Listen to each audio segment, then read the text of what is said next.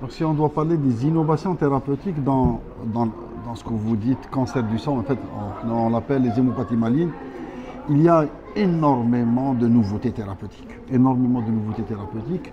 Là, aujourd'hui, on a parlé ce matin, on a parlé d'une pathologie et après l'après-midi, on va parler d'une autre pathologie. Je me limiterai à la pathologie d'aujourd'hui, c'est-à-dire ce qu'on appelle la leucémie lymphoïde chronique.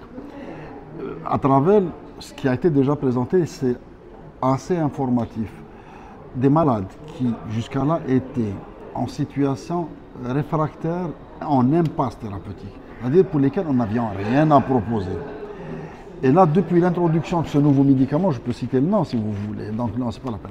Donc depuis l'introduction de ce nouveau médicament, on a redonné une deuxième vie à ces malades.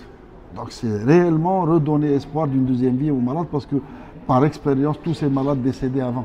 Parce qu'on arrivait à des situations où on ne pouvait plus aller plus loin. Si je parle d'autres pathologies, par exemple dans les leucémies aiguës, ce n'est pas l'objet d'aujourd'hui, hein. Dans les leucémies aiguës, nous avons également des malades qui avant on les renvoyait, ça y est, on renvoyait, on a suivi un traitement symptomatique jusqu'à le décès. Après immunothérapie, en 1-2 cures incroyables, les malades étaient en rémission complète.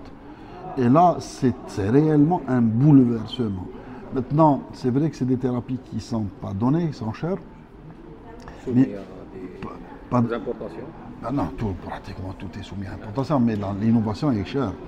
Mais l'innovation, quand elle est utilisée à bon escient et quand on sait l'utiliser au bon moment et correctement, il faut la faire.